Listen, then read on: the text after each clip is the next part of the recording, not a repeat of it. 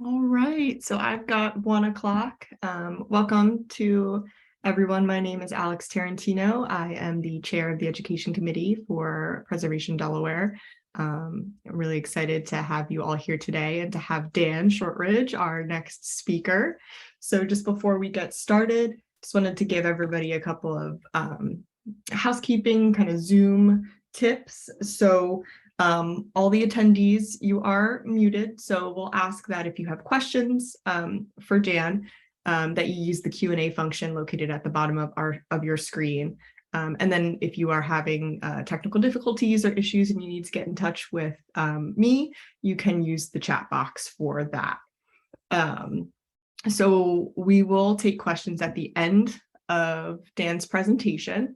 And then let's see, what else do I have in my notes here? So we are recording this, and all presentations at the conference today and tomorrow, they'll be available on our website and YouTube channel in a few weeks after the event. And lastly, I just wanted to give a big thank you to all of our sponsors this year. This is a big undertaking. We couldn't have done it without their support. So thanks again to our sponsors.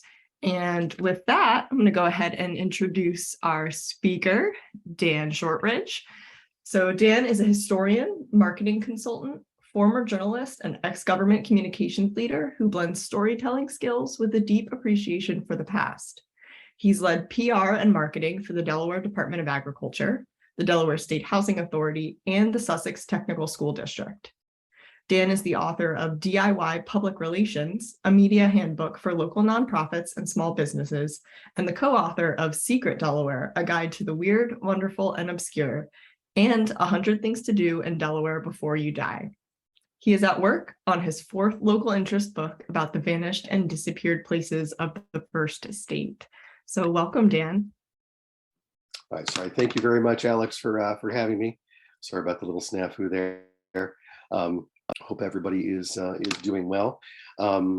As Alex said, I've worn a lot of hats through my career, but the one that I've found the most fun has been amateur historian, writing a couple books on Delaware and Delmarva history. And I'm really excited to be here today and to share some practical, hands-on tips as far as how public relations and storytelling can help in preservation work, as well as kind of the bigger picture as far as how it can be useful.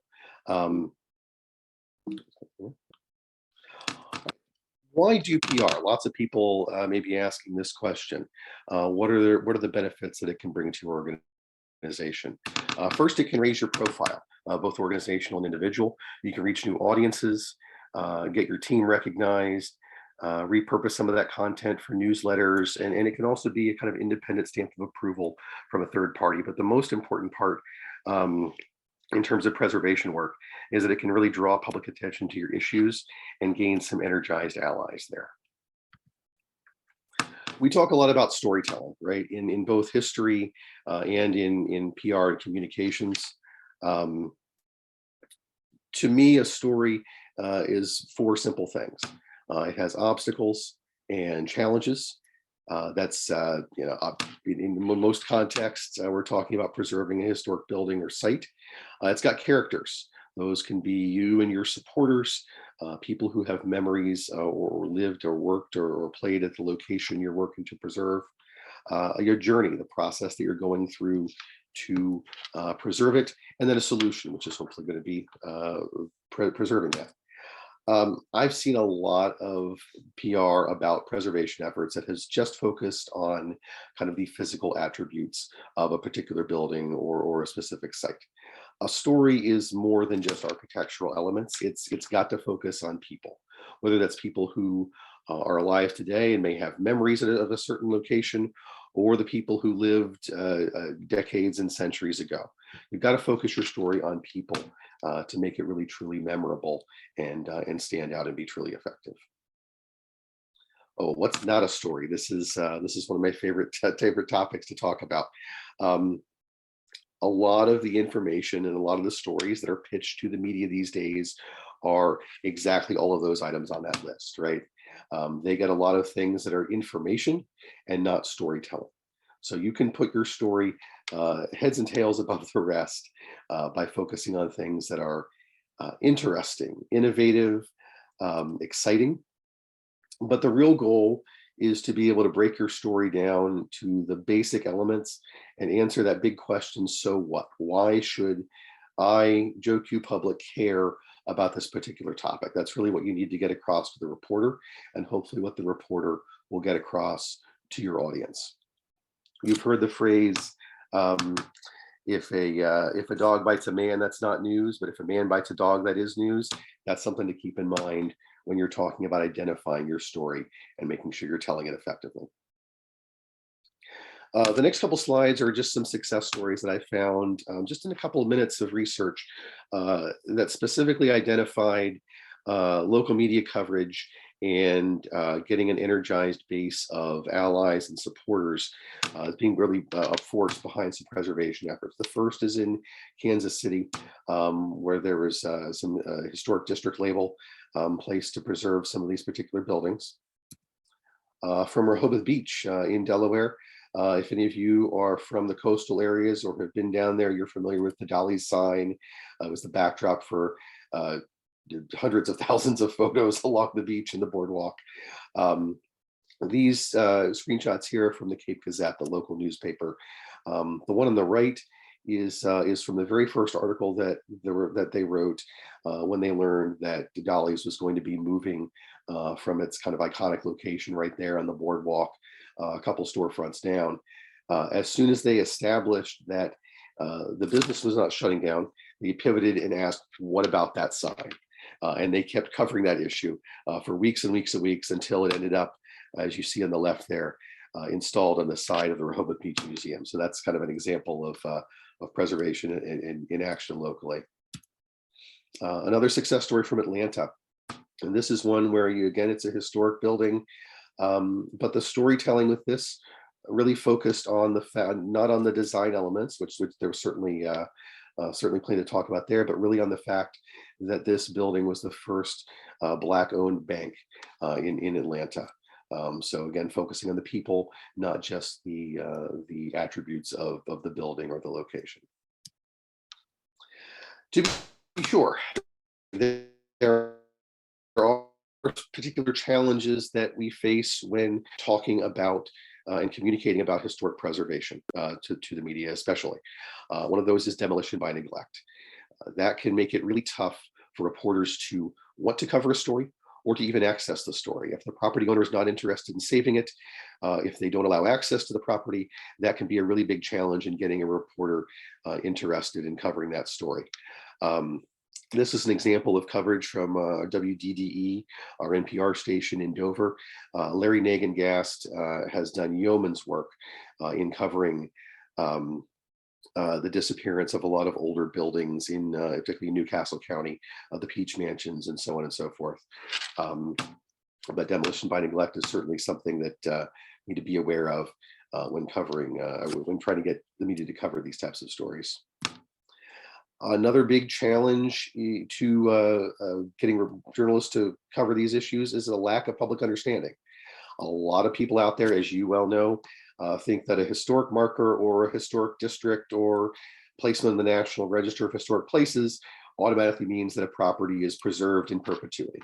We all know that's not the case, but if the ordinary public thinks that, then a lot of reporters and editors are going to think that as well. Our job there is to try to educate them gently and make sure they understand some of the challenges that are out there. I brought this up, talk about Delaware's media landscape. I know we have folks from some other states as well. And a lot of the items on this list could be repeated in state after state after state.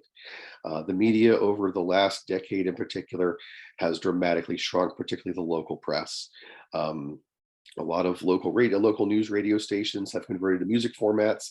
A lot of local newspapers have been sold or shut down. Here in Delaware, the landscape is dominated by Gannett, owner of the news journal Delaware Online, the Dover Post, Milford Papers.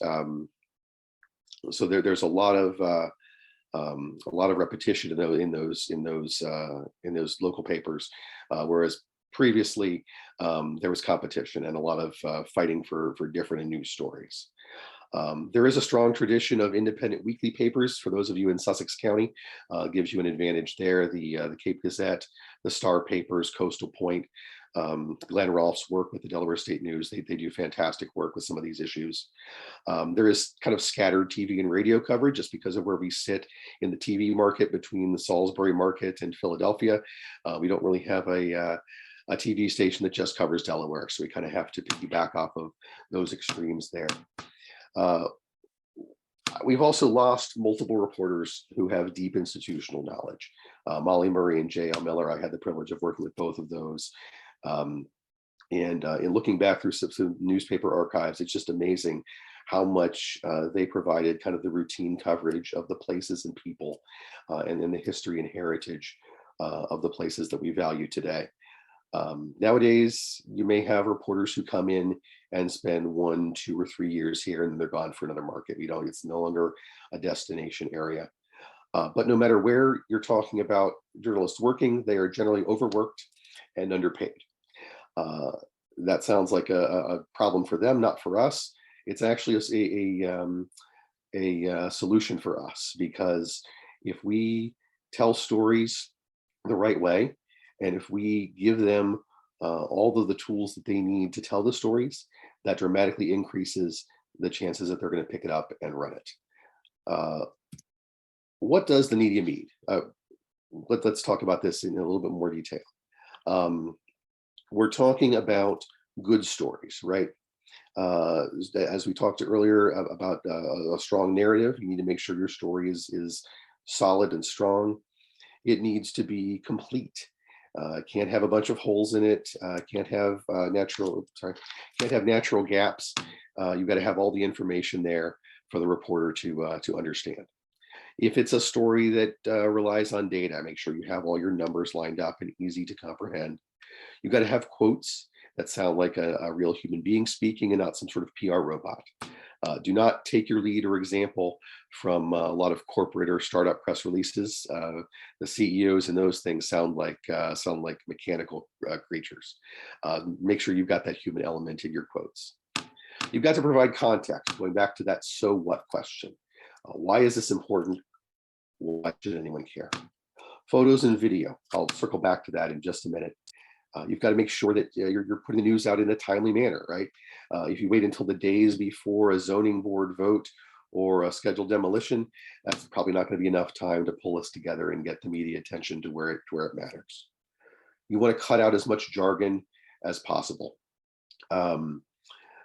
Luckily, in the world of history, we have a great amount of stories to tell, a great number of stories to tell, and it's usually pretty easy to simplify things down to the basic terms. Media also needs calls returned by their deadline. That will bolster your reputation more than anything else if you simply call them back by the time they say so. Photos and video are especially important when we're talking about historic preservation, right? People need to be able to see and feel and hopefully experience what a location is like or was like in the past. The example here is from when I worked for the Sussex Tech School District. We were trying to get a new school built. The old school was built in the 60s and the HVAC system was not working properly. The roof had patches on top of patches, as you see there. So we needed the media to tell that story, to be able to show that to the public, but we didn't want to have them traipsing all over the building, getting in everybody's way. So what we did was create our own video and photo package. I followed our chief mechanic up onto the roof and took a bunch of photos and video, packaged it up nicely, and sent it on to the press. They loved it. We got a lot of great coverage for that. So if you have those resources to provide, that will dramatically increase your chances of getting a story picked up. Media events. The first question to ask yourself if you're looking to hold a media event is, do I really need to hold a media event? They take a lot of time, a lot of planning, a lot of resources on your organization's part, and they really only give the media one bite at the apple. If you put all your energy into this one event and a bigger news story comes up that day, you may have one reporter or zero reporters show up. You've just sunk all this time and energy into something that's going to get very little coverage. Chances are pretty good that you could get the same level and quality of attention with a news release, providing photos and videos, and having people available for follow-up interviews. So just something to consider there. If you do hold an event, and sometimes they are inevitable, please avoid your standard ribbon cuttings or groundbreakings or press conferences like we see here on the left. It's boring and no one's really going to pay attention to it. They also don't tell your story, right? A bunch of people gripping and grinning for a ribbon cutting or a check presentation, that doesn't tell your story. A good media event is shown on the right there. This is an event called a kayakathon from a nonprofit in Massachusetts that works to help people with disabilities get outdoors. It's a great event. They get a lot of attention, and the visuals immediately show who they are and what they do. Media interviews. At some point, someone's going to have to talk to the press. You need to identify the right spokesperson. That's not always an executive director or a president. It really depends on the situation, who it is. You need to remember that you're in control. To avoid the phrase "no comment." I hate that phrase. Everyone should hate that phrase. You hear it a lot on legal dramas. Nobody should be saying that in real life. Use bridging statements. Those are phrases like, "The important thing to remember is," fill in the blank. They help you bridge from the question that was asked to the question that you really want to ask, or the topic that you really want to address. You need to remember, you need to know that the phrase "I don't know" is perfectly okay to say. Just get back in touch with them with the answer very soon. Don't fill the silence. Some reporters use just kind of silence and staring as a technique to get you to blurt out something. Don't engage, just sit there peacefully and calmly and wait for an actual question. Put things into perspective. This is especially important with historic preservation, right? Making sure you've got the context. Don't exaggerate, keep to the simple story. And then simplify complex topics.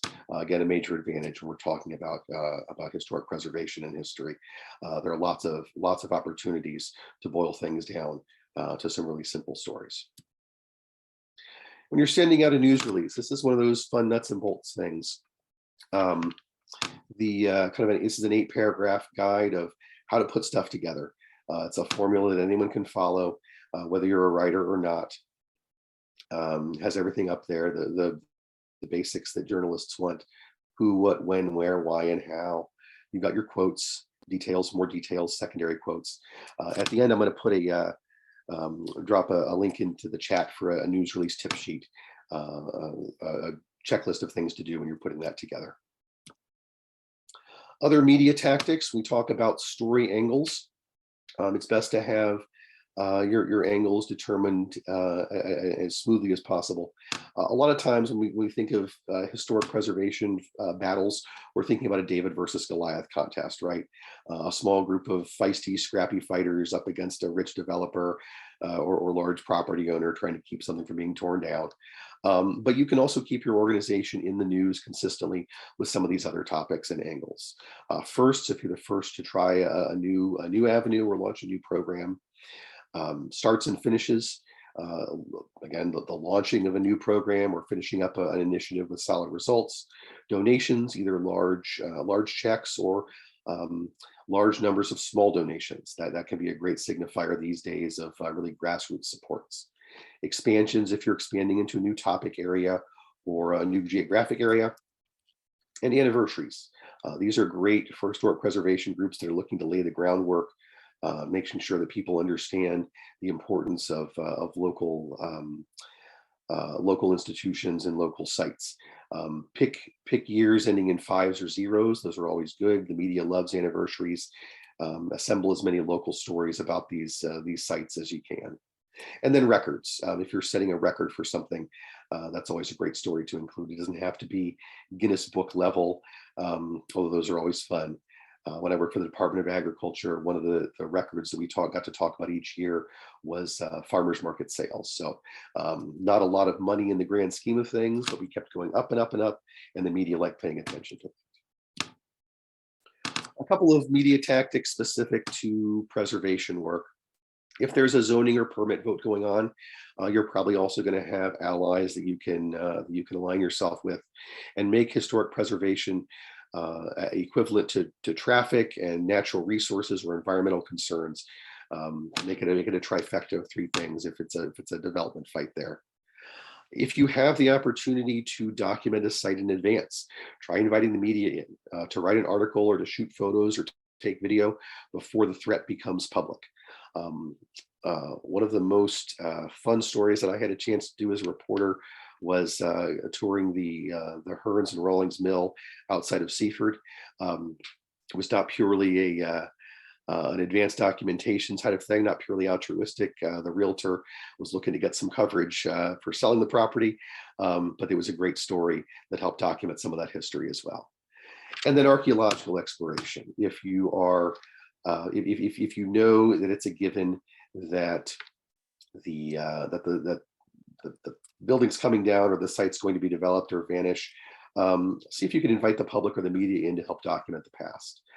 Whenever you think of DelDOT, or our transportation agency here in Delaware, they did a great event a couple of years back in the Milford area when they were building roads connecting to the new hospital. They were going through a farm field. There were a lot of historic artifacts in that area from the previous homesteads.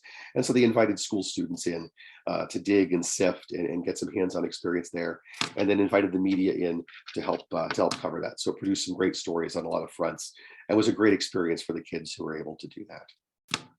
An example of that type of story, this public archaeology, is the dig at Avery's Rest. This is a story I did a while back. It was a lot of fun to cover and to explore and to talk to the archaeologists about both their process and about the history of the site. So that's another opportunity that you may have to help tell the story and to keep preservation and history kind of on the forefront of the public's attention.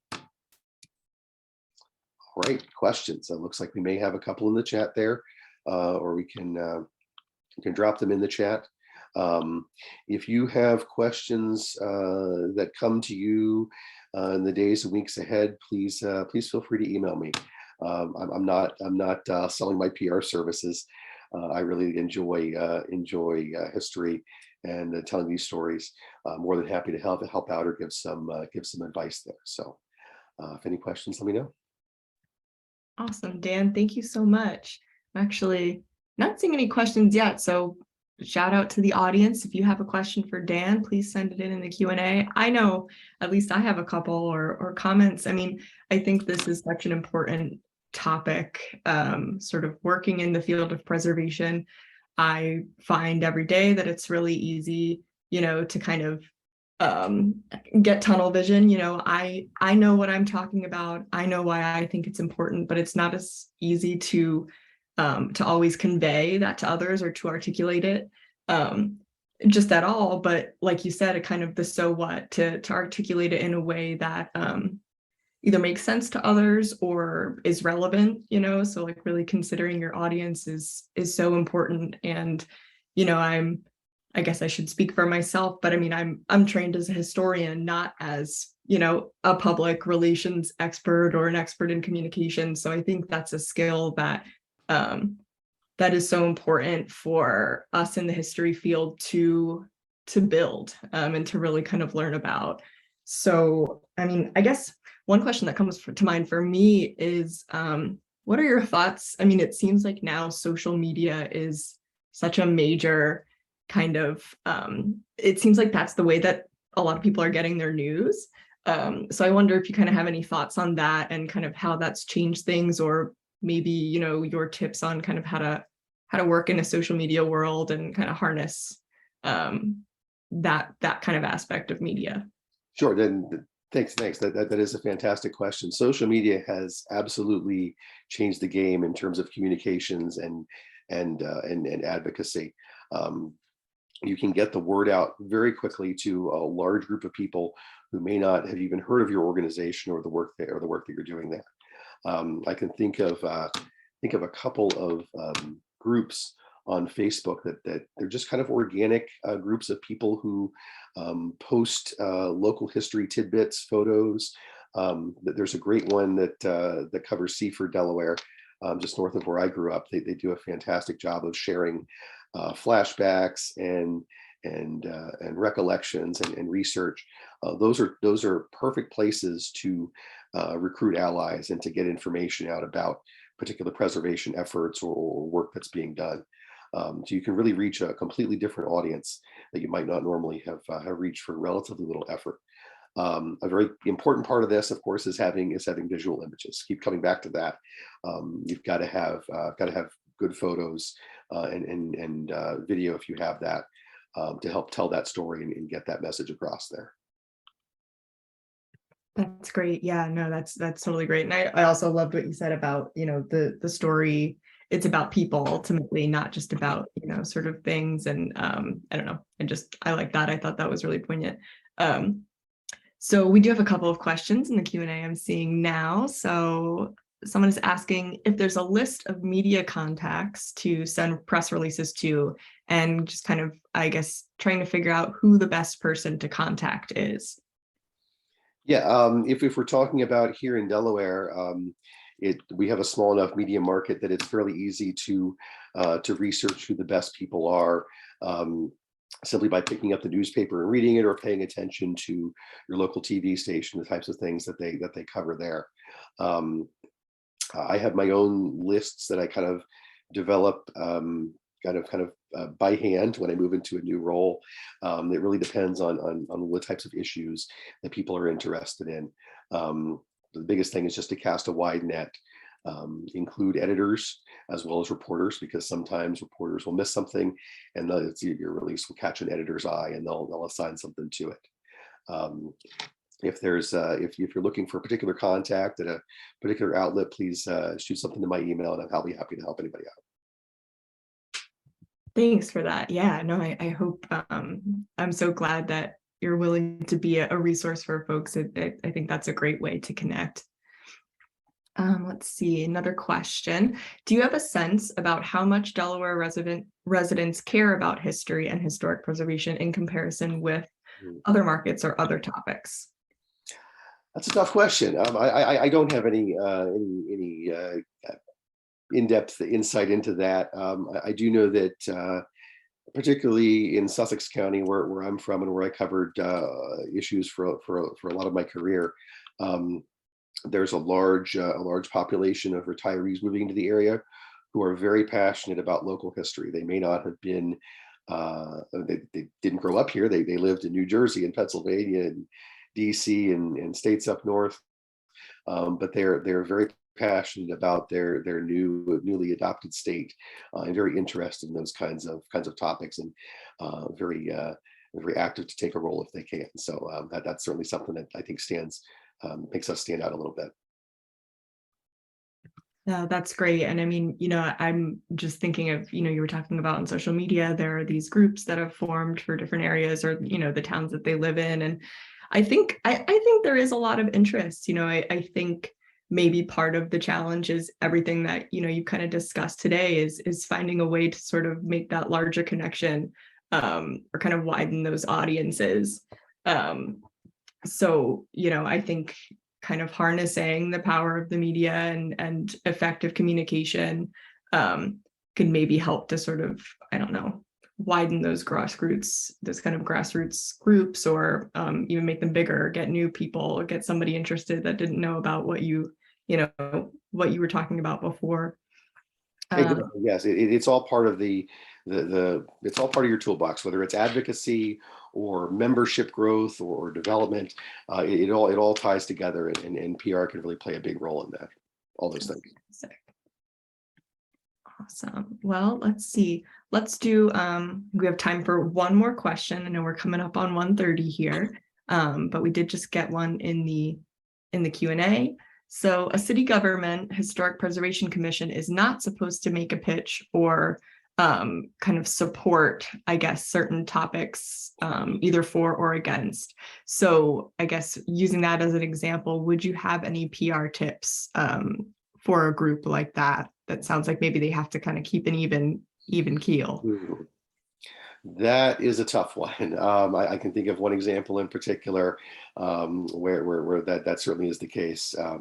You have you have a very passionate group of people that have been picked to serve on a board, but they're somewhat restricted from what they can say about particular applications or projects because they're kind of sitting in a almost a quasi judicial capacity there, right? There's only so much they can say.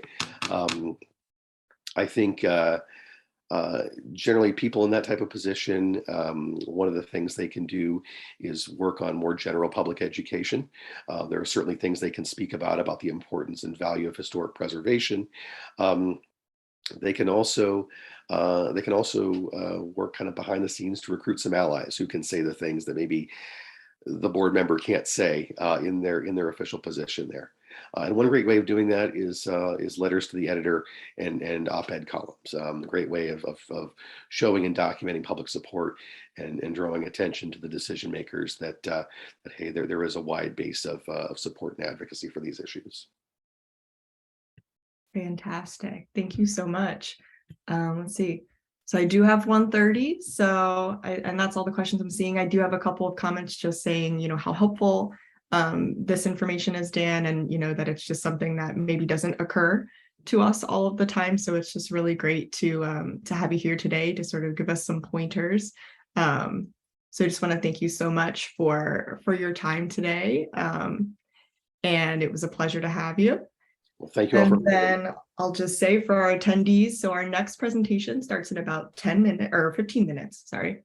So 1:45. So what we're going to do, we're going to close the Zoom room now to give our next speaker a chance to get prepared. But we'll hope to see you at 1:45. You can use the same link to log in that you did for this presentation. And with that, yeah, thanks, Dan, again. We really appreciate it. And we'll hope to see you all soon. Thank you.